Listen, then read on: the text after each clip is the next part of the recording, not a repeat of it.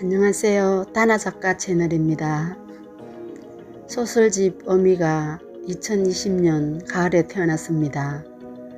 출판기념회 날짜까지 받아놓고 코 땡땡 때문에 출판기념회를 하지 못했습니다. 아쉽지만 마음을 내려놓고 접어야겠습니다. 지금까지 고물의 수필집을 먼저 읽어드렸습니다. 2021년 시작으로 제 소설집 어미를 선보이겠습니다. 많은 경청 바랍니다. 소설집 어미. 보미가 흰색 망토를 입은 자세로 앉아있다. 작은 애완견으로 독일이 원산지인 포메나리안이다. 여우와 비슷하게 생긴 깜찍한 얼굴에 작은 눈망울이 매력적인 귀여운 품종이다. 털이 복슬복슬하다. 윤희의 의지와 상관없이 발걸음이 보미를 향했다. 가까이 가보니 꼬물꼬물 새끼가 바닥에 널브러져 있었다. 2마리가 보였다. 남편에게 보미가 새끼를 낳았다고 호들갑을 떨었다. 남편이 보더니 3마리 낳았네 한다. 설거지를 하다 또 가보니 4마리였다. 잘못 세었나 싶어 다시 세어봐도 4마리가 맞았다. 보미는 계속 새끼를 낳던 중이었다. 윤희는 눈을 뜨지 못하고 태반에 쌓여있는 새끼들을 보면서 생명의 신비함을 느꼈다. 2년 전 보미가 아랫동네에서 처음 우리 집으로 왔을 때의 생각이 자꾸 떠올랐다. 낯선 집이라 자기 집 안에서 나오지 않고 불안에 떨었다. 딸이 먹이를 주어도 먹지 않았다. 딸은 결혼하기 전 휴직하고 집에 있을 때였다. 안쓰러워 보미 집을 떠나지 못하고 애를 태우던 때가 어제 같은데 벌써 새끼를 낳다니 놀라운 일이다. 새끼 1마리가 밖에서 집을 찾지 못하고 죽을 것 같아 보인다. 남편은 묻어주려고 밖에서 구덩이를 파고 있다. 그런데 이상한 일이다. 보미가 그 새끼를 빨아주고 품어주는 것이다. 계속 반복되는 보미의 행동을 주시했다. 이게 웬일인지 새끼가 살아났다. 죽을 것 같아서 묻으려고 했는데 보미의 정성으로 새끼가 꼬물꼬물한다.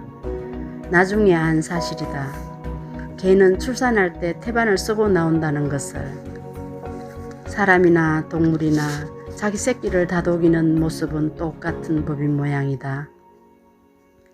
보미가 새끼를 낳은 이후 딸은 보미 새끼와 시간을 함께 보냈다. 우유를 먹이고 사료를 시간 맞추어 주는 일은 딸이 했다. 윤희 집은 생전 처음 개를 키웠다. 윤희와 남편도 개띠다. 개띠를 어떻게 알았는지 보미도 자기 해에 새끼를 낳아주었다. 축하라도 하는 듯 하자는 동물도 자기의 상고를 자기 스스로 갈무리하는 모습이 신비스러웠다. 보미가 새끼를 낳아 젖을 먹이는 모습이 버젓해 보였다. 보미의 가슴에 여러 마리 새끼가 옹기종기 붙어 젖을 빨고 있다. 젖 먹는 시간이 있는지 조금 있으면 보미가 일어나 버린다. 딸은 놓치지 않고 보미 행동을 보고 있었다. 인정사정 없이 밖으로 나오는 보미를 보았다. 교육을 참 잘 시킨다는 생각이 들었다. 한 번에 먹이고 나면 새끼가 붙어 있어도 젖을 내주지 않았다. 사람이나 동물이나 자기 새끼는 아무리 많아도 돌보는 힘을 발휘하는 모양이다. 보미도 새끼들과 헤어질 날이 얼마 남지 않았다. 이제 순놈만 키우고 모두 처분하자는 말에 결혼한 아들이 눈을 헐킨다. 아들은 집에 올 때마다 사료와 고기를 가져다 준다. 아들이 오면 보미는 꼬리를 흔들고 무릎에 올라가고 야단법석이다. 아들은 보미에게 정이 듬뿍 들었다. 아들과 딸은 보미를 보내지 말라고 신신당부를 했다. 보미가 새끼를 낳은 지 1달이 지나간다. 처음에는 눈도 못 떠든 새끼들이 우유를 주면 우르르 뛰어나와 먹는다. 자기들끼리 영역 싸움을 하면서 달래주고 서로 엉켜서 잘 지내는 것을 보니 귀엽다. 윤희는 봄이 새끼들을 보면서 문득 어릴 때 생각이 난다. 칠남매가 고만고만하던 어렵던 그 시절. 윤희가 외출을 다녀오면 새끼들이 꼬리를 흔들며 마중을 나온다. 자기 어미가 보일 때까지만 나온다. 새끼 4마리 중에서 2마리는 수컷이고 2마리는 암컷이다. 저 2마리가 어디 가서 새끼를 낳을지 우리나라의 인구를 보며 강아지 새끼도 보탬이 되어야 되지 않겠나 싶은 마음이다. 딸이 늦은 나이에 결혼해서 임신을 했다.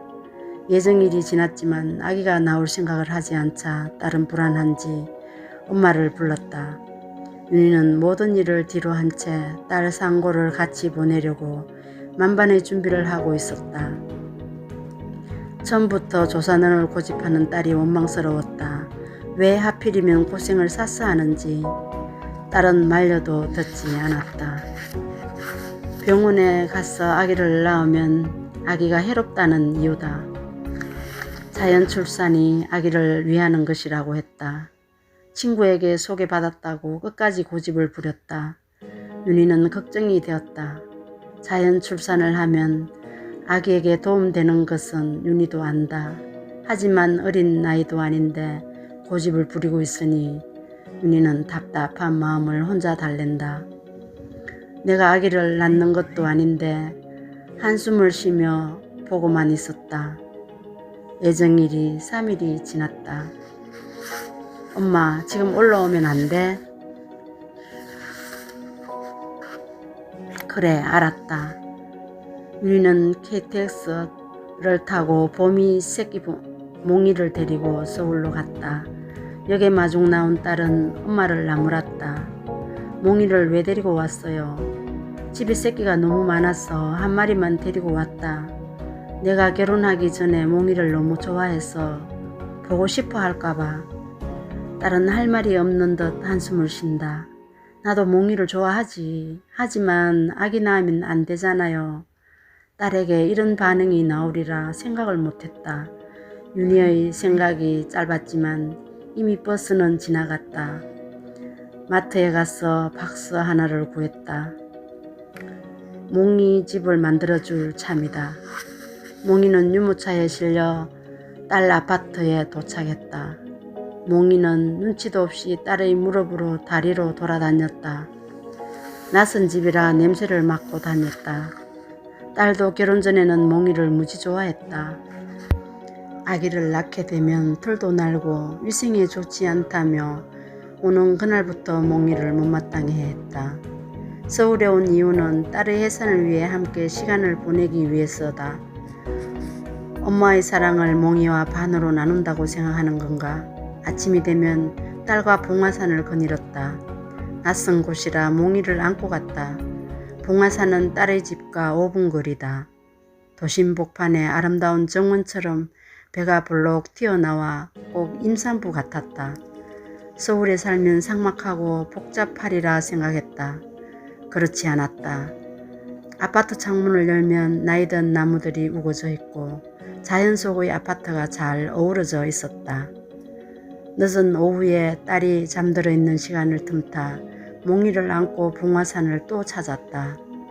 나무마다 예쁘게 만든 액자 속에 시가 걸려 있고 그림을 보면서 정원의 길을 들어섰다. 강아지를 데리고 온 아주머니도 있었다.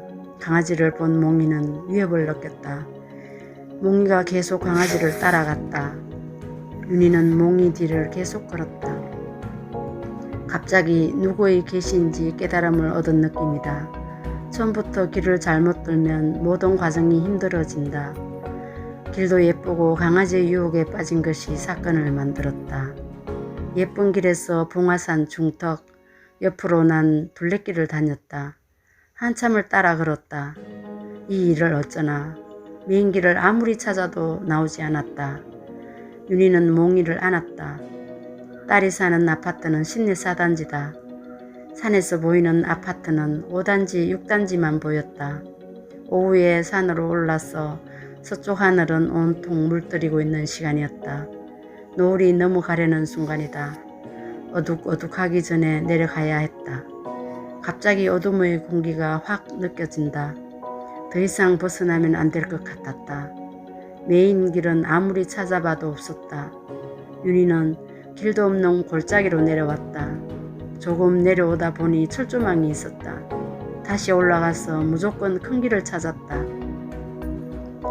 6단지 쪽의 샛길로 내려왔더니 농장 임대하는 곳으로 내려오게 되었다. 6단지는 4단지에 가까이 있어 찾기 쉬웠다. 산이 아니라는 안도감에 마음이 놓였다. 몽이를 꼭 안았다. 서울 시내에 있는 산이지만 낮에 보면 도심 속의 정원이다. 어둠이 깔리는 산은 무서움이 가득 찼다. 임신한 딸과 같이 왔을 때는 이 정도 산이야 싶었는데 산길은 역시 알다가도 모를 일이다. 도심의 밤, 불꽃은 대낮이다.